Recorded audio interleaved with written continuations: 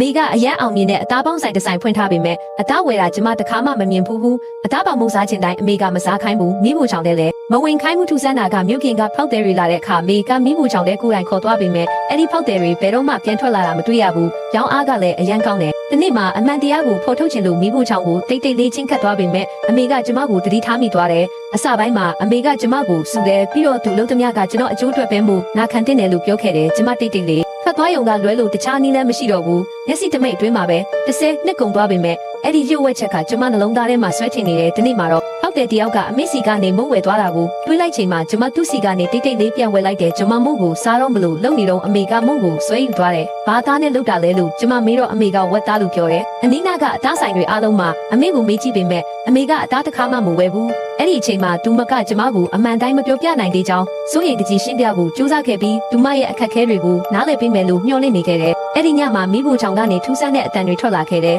ကျမချက်ချင်းသွားစစ်ကြည့်ဖို့ခိုးသွားတယ်တကားကိုတွန်းဖွင့်လိုက်တော့တွေးတွေပြေချန်နေတဲ့ဓာတ်တစ်ချောင်းကိုကင်ပြီးရက်နေတဲ့အမေကိုတွေးလိုက်ရတယ်ကျမကြောက်လန့်ပြီးမြေပြင်ပေါ်လဲကျသွားတယ်ဘာလို့နေတာလဲလို့မေးတော့အမေကပြန်မပြောဘူးအခန်းထဲပြန်သွားပြီးအနားယူဖို့ပြောတယ်ဒါပေမဲ့ထွက်သွားတော့မဲ့အချိန်မှာကျင်းတောက်တစ်ခုရုတ်တရက်ပြုတ်ကျလာတဲ့မိဖို့ချောင်ထဲမှာတခြားတယောက်ရောက်ရှိနေတယ်လို့ထင်လို့သွားစစ်ကြည့်ဖို့ကြိုးစားပေမဲ့အမေကစိုးရိမ်တကြီးနဲ့မိဖို့ချောင်ထဲမှာတယောက်တည်းရှိနေတယ်လို့ပြောပြီးထားလိုက်တယ်ကျမမမကြားလိုက်တာလို့ပြောပြီးထွက်သွားခိုင်းတယ်ဒီနေ့မှာကျမရဲ့ရီစားကိုအိမ်ကိုခေါ်လာပေးနိုင်ရင်အမှန်တိုင်းပြောပြမယ်လို့ကတိပေးခဲ့တဲ့3လကြာမှာကျမရီစားတယောက်ဖြစ်ဟန်ဆောင်ခိုင်းပြီးအိမ်ကိုခေါ်လာခဲ့တယ်သူကအမေကိုမင်းတော့အောင်သွားတယ်အမေကဒီလောက်ငယ်ရွယ်လာပါလိမ့်မယ်လို့သူမထင်ထားဘူးအမေကသူ့အတွက်အထူးသားပေါင်မုံတွေလုပ်ပေးခဲ့ပေမဲ့ကျမကိုစားခွင့်မပေးဘူးကျမနားမလဲပေမဲ့အမေကသူ့ကိုအဲ့ဒီပေါင်မုံတွေစားရုံနဲ့မိသားစုဖြစ်လာနိုင်တယ်လို့ပြောတယ်သူပေါင်မုံတွေစားနေတော့အမေကကျမကိုသူနဲ့အတူတူအရက်တောက်ဖို့ပြောခဲ့တယ်ကျမမူပြီးလဲကျသွားတဲ့အခါမေကသူ့ကိုမြူဆွဲပြီးတိထက်ပိုအရသာရှိတာတွေစားချင်လာလို့မေးတယ်ကျမရဲ့ရီစားကညံ့ညံ့သဘောတူလိုက်ပြီးအခန်းထဲကိုလိုက်သွားတယ်ကျမပြန်နူးလာတော့ဘသူ့ကိုမှမတွေ့ရဘူးချက်ချင်းပဲသူတို့ကိုရှာတဲ့အဲ့ဒီအချိန်မှာပဲမိဖို့ချောင်းကနေတန်တရားဖြစ်ွက်အတန်တွေကြားလိုက်ရတယ်ကျမတကားရှိရောက်သွားချိန်မှာ